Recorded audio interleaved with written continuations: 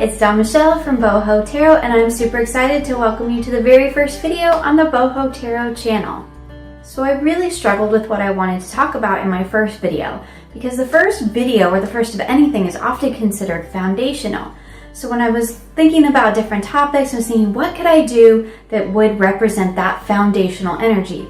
So the one thing that kept coming to mind was to talk about my foundational tarot decks. So today we're going to talk about the few decks that have really built the layers or the foundations of my tarot practice. So since we're talking about foundations, it seems only fitting to start off with my first tarot deck, which was Legacy of the Divine. Although this deck wasn't really my first experience with tarot, it was the first deck I purchased for myself. So when I purchased Legacy of the Divine, which was I think around late 2009, I believe this deck might have just been released. I didn't really know anything about researching or buying tarot decks at the time. I just really purchased the one that was recommended to me. So although it wasn't a very thoughtful or intentional purchase, I did read with this deck exclusively for about a year. So it wasn't exactly the deck that started my love affair with tarot, but it was certainly the deck that I cut my teeth on. Now, knowing what I know now, it's not a deck I would have chosen for myself, but it was my first purchase, so I did learn a lot using it. So it has earned itself a place on my sentimental shelf. So the Legacy of the Divine is a truly foundational deck in terms of being the first building blocks in my tarot practice. So the next deck I want to talk about, and please know that I'm not going in any particular order here or in my purchase order, is my Llewellyn deck. So this deck and I had a bit of a bumpy start, but it has really become my comfort deck. The deck I go to when I'm just not feeling it with anything else. So you'll probably hear me talk about this deck a lot in other videos, because it's kind of it was definitely a foundational deck, in that this was the deck that taught me that deck modding or altering a tarot deck could be more than just an aesthetic process. So it could be a deep way to bond with your tarot deck. So this was the deck that I bought. I fell in love with the images, thought it was beautiful, but the borders were huge on it, and I couldn't read with it. It was physically too big for my hands. So I tucked it away and kind of gave up on it for a while, and then I saw Kelly's video from the Truth and Story where she showed her trimmed Llewellyn, and I was like, oh, a light bulb went on. So I took all the borders off of mine and I edged it in this gorgeous yellow to match the backs, which I really love. And now this deck is like become, my very personal deck. It's my comfort deck. It's just the deck that I turn to all the time. And I think that it really was because I had spent all that time modifying it, because I had spent, time working with each of the images individually, trimming off the borders, and then edging it. You do one card at a time. So it's a lot of time spent with a deck, and it's a really great bonding experience. So I consider the Llewellyn deck foundational because it was the deck that really taught me that deck modding could be a part and an important part of a deck bonding process and a part of your tarot practice altogether.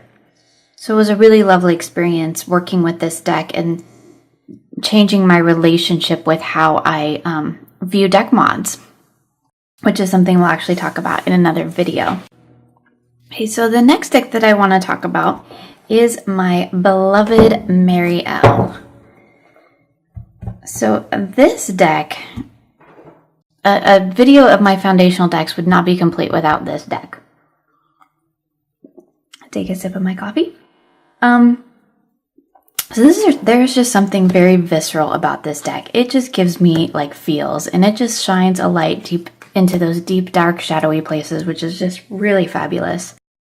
Working with this deck really challenged me in a very personal and profound way. It helped me to deal with some personal issues, but it also challenged me to think beyond my pre-programmed way of reading tarot. So this deck for me really broke open my tarot practice and helped me to appreciate other ways of looking at the cards. So this was the deck that really opened my eyes to the multifaceted world of tarot and showed me a world beyond my Rider-Waite-Smith training. So as you can see, I have completely trimmed my Marielle, and I've taken all the titles off of it, and I did that quite intentionally so that I would have to use the book, because this deck does follow kind of a blend of all the systems. And taking those titles off really encouraged me to use the book as a resource, whereas in past times I perhaps wouldn't have. And I did also reback mine. The deck, as you can see, is very glossy, which everybody knows. And it was just slip sliding around all over the place, and it was super scratched up on the back. So I backed it after I trimmed it, and I did, of course, edge it in black, as you can see. But it made this deck like a brick. It's huge. It's not something that I can easily shuffle or really easily work with, but I'm okay with that because it allows me to work with this deck really intentionally. This is not a deck to just throw down for a quick 3-card spread anyway. So having it trimmed and be kind of big and bulky and, in my opinion, really beautiful makes it a deck that's kind of more ritualistic and a little bit more sacred, in my opinion. So that's my Marielle foundational, because it not only taught me to look at tarot through many lenses, but it also taught me that Rider-Waite-Smith was not the end-all be-all of tarot systems. So the next deck I want to show you is my little bitty crystal tarot.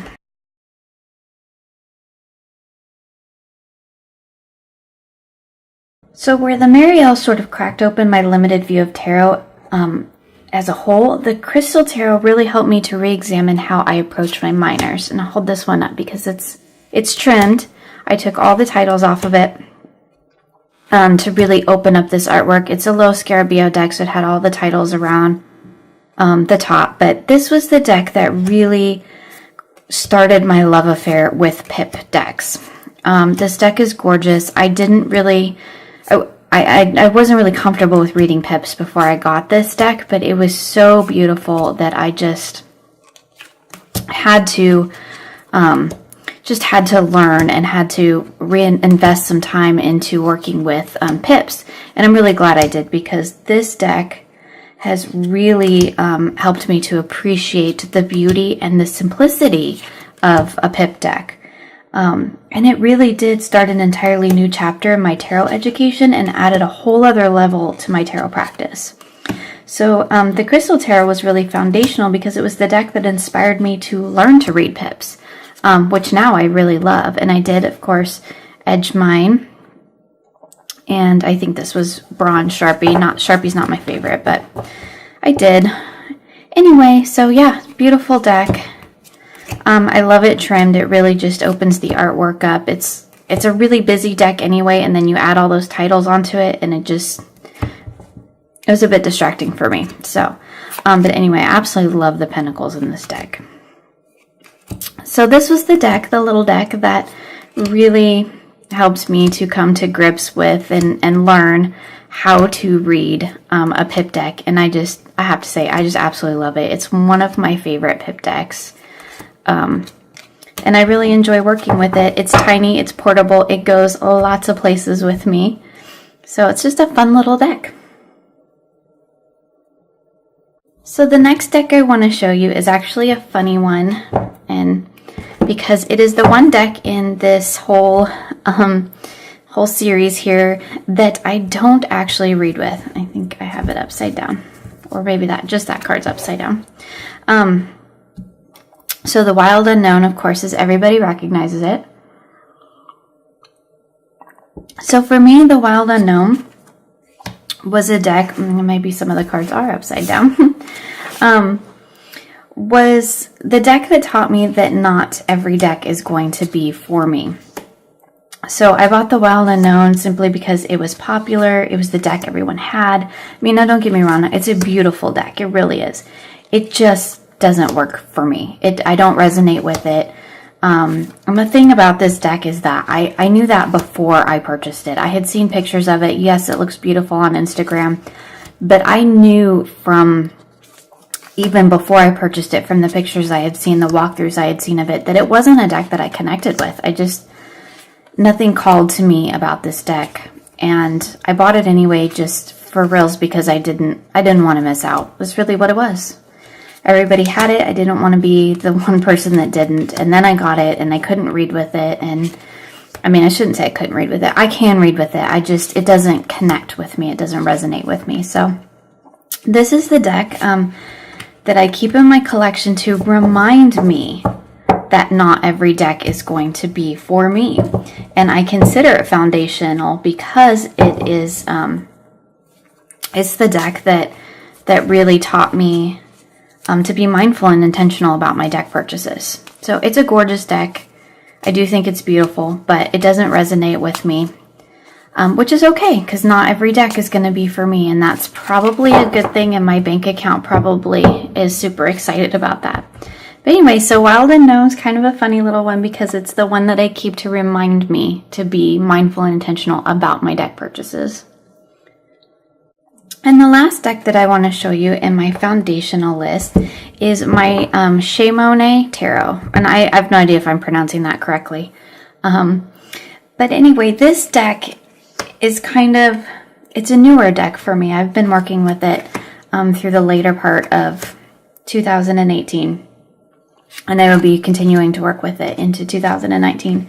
But it's the deck that I'm including it in my foundational list because for me, this deck kind of represents the next stage or evolution of my tarot practice. It's a very heart-centered and very soulful deck, which is kind of where my practice is headed and what I'm focusing on. And that's kind of to build my own tradition and explore my own language with the cards. And I think this deck does that really beautifully. I really enjoy reading with it.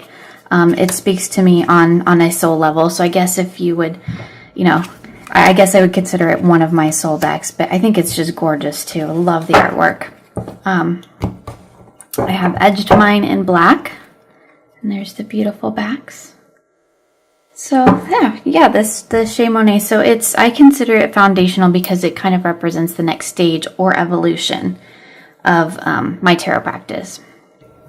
So these are the my foundational tarot decks. So we have what kind of represents the newest stage, and then I have, my Crystal Tarot, which is the deck that really helped me to develop a love affair and an appreciation for pip decks.